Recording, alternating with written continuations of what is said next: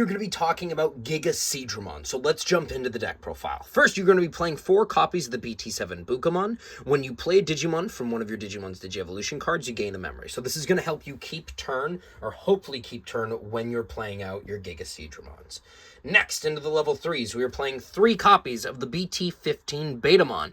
On play, if played by an effect, one of your opponent's Digimon can attack until the end of their turn, an inheritable jamming. So jamming is going to be very important with this deck, especially if you're trying to OTK, but this just getting played out, being able to stop your opponent from attacking, can be very strong. In addition to that, playing it out with Scramble is also really strong.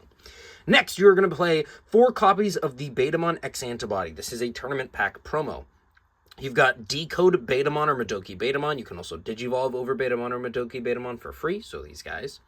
But on play when Digivolving, by placing this Digimon as the bottom Digi-Evolution card as any of your other Digimon with Sedramon in their text, return one of your opponent's Digimon at as high or low a level as one of your Digimon with Sedramon in its text to the bottom of the deck. So you can slot this underneath any of your Sedramon and then choose any of your Sedramon in its text on the field and bottom deck something with the equal or lower level. So being able to spit this out from Giga Sedramon to bottom deck something is really, really strong, and we're going to talk about some bottom decking combos that you can do in a little bit.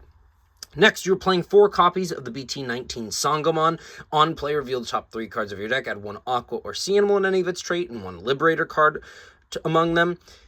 Inheritable, end of attack, gain a memory. So you can basically search out everything except for this Betamon, and in addition to that, if you reveal 2 Sangomons, you can pull out a Sangomon or a Yao Quinlan from that.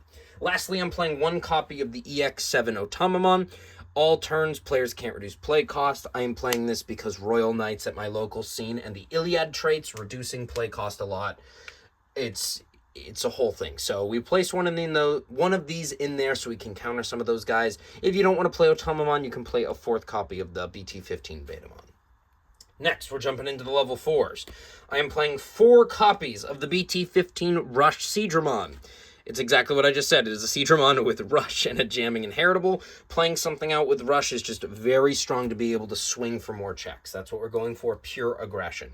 Next, we are playing 2 copies of the promo Sedramon. On play when Digivolving, one of your other blue Digimon can't be deleted in battle until the end of your opponent's turn. And inheritable, when any of your effects play another Digimon, one of your blue Digimon gain Rush for the turn.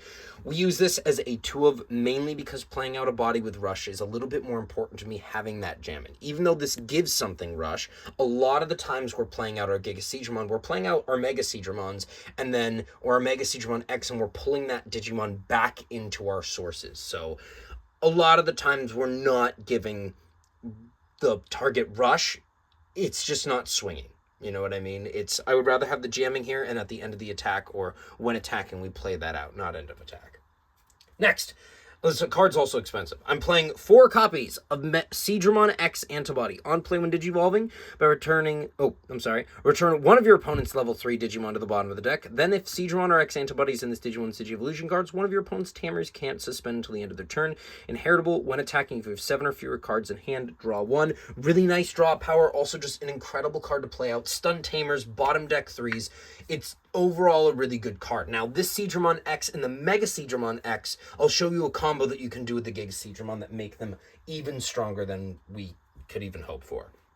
Next, I'm playing 4 copies of EX8 Mega Sedramon. On play when Digivolving, one of your Digimon unsuspends. When attacking, if you have 1 or more memory, one of your opponent's Digimon can't suspend until the end of their turn. Inheritable, when attacking by placing 1 other Digimon as this Digimon's bottom Digi-Evolution card, this Digimon unsuspends. So we are playing this for that on play when Digivolving, and it's inheritable. You play that out, you unsuspend, which means with your Giga Sedramon, when you swing, when attacking, you can play this out. On play, you unsuspend your Giga Sedramon and you swing even more checks. Next, we are playing 3 copies of the Mega Sedramon X Antibody from BT20. On play when Digivolving, return one of your opponent's level 4 or lower to the bottom of the deck. Then, if you have Mega Sedramon X Antibody in this Digimon's Digi-Evolution cards, one of your opponent's Digimon can't suspend until the end of their turn. And inheritable, this Digimon's attack targets can't change. So, really strong card. I play 3 copies of that because I've also teched in 1 copy of the BT24 Skull Sedramon. On play when Digivolving, trash any 3 Digi-Evolution cards from one of your opponent's Digimon. Then, if played by an effect, delete one of your opponent's Digimon with no Digi-Evolution card. So, super nice effect there because you're not always deleting something. There's a lot of stuff with on deletions in this current format, so sometimes you just want to remove all of their sources. Now, on deletion, you may play one level 4 or lower card with Sedramon in its name or the TS trait from your trash without paying the cost. So, spitting out more Sedramons are really nice. The level 4s, we can play out anything down here except for these Sangomons and these Betamons. But we got Betamon X, we've got all the Sedramons we have access to, just being able to put something else on board. And then the other one inheritable is when attacking, by placing one of your other Digimon as this Digimon's bottom Digievolution card, it unsuspends. So same as the Mega Sedramon, that inheritable is just really, really nice. Next, we are going to be playing 2 copies of Metal Sedramon Ace. On play when Digivolving, de-Digivolve one of your opponent's Digimon, then return one of their play cost 7 or lower Digimon to the bottom of the deck all turns. While you have 1 or more memory, none of your opponent's Digimon can suspend. So, really solid card. The reason why we're playing it is for that de-Digivolve in that bottom deck, and it makes our Gigaseadramons a little bit cheaper. The all turn does come in handy sometimes, mainly when it's your turn and your opponent has blockers. It's not a really big deal if you have that inheritable, but we play it for that counter timing and reducing the cost of our Gigaseadramons. Next, we are playing 4 copies of the BT20 Gigaseadramon Security Attack +1 Reboot Blocker when Digivolving when attacking. From this Digimon's Digievolution cards with Metal Sedramon and X Antibody, you can play one of your level 5 or lower Digimon without paying the cost. So if you've got Metal Sedramon or X Antibody in this Digimon sources, you can play something out from your Digievolution cards. They worded this card really freaking weird. All turns. When any of your Digimon are played from Digievolution cards, de-Digivolve to one of your opponent's Digimon. So the cool combo that you can do is you can swing with this card and either play out this Mega Sedramon or this Sedramon X, Mega Sedramon X or Sedramon X, if they've got a pretty big stack there. You hard play one of these out, you activate the de-Digivolve 2, and then this can bottom deck the level 4, this can bottom deck the level 3. So whichever you want to spit out, this combo I typically do with this card here, because if you have the one attacking inheritables from Skull Sedramon or Mega Sedramon, you can just pull this back underneath. So like I talked about earlier, where sometimes we don't care if the stack gains rush, we're bottom decking this and then we're placing this underneath to unsuspend our Gigaseadramon. So we're getting even more checks and you're keeping that attack target can't be switched effect. So that's what we're going for. Next, I am playing 1 copy, and this is your primary level 7 Omnimon X Antibody from BT20. Raid Piercing Blocker on play when Digivolving. If you have Omnimon or X Antibody in this Digimon's Digievolution cards, choose one of both players' Digimon, delete all other Digimon, then return one of your opponent's Digimon to the bottom of the deck. End of turn, one of your Digimon may gain Rush for the turn and attack without suspending. The reason why this is your main level 7 is because you want that end of turn swing. Yes, we play X Antibody, so you have a chance to get rid of everything on the field, but we care about the bottom deck and we care about removing that final security and swinging for game, because Gigaseadramon can swing into security a lot and it can remove a lot of security. You can get 4 security cards just off of one of these and being able to slot something underneath or on play that out and unsuspend. So keep that in mind. Your secondary level 7 is Arimon from BT22.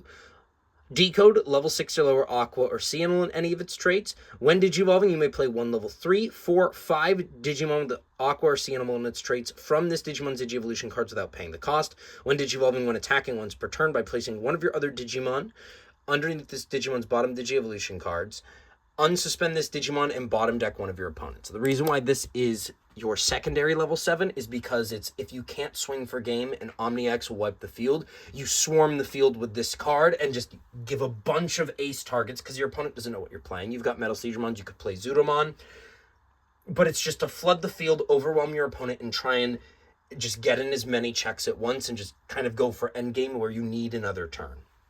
Next, we're going to go to option cards. I am playing 4 copies of X Antibody Protoform.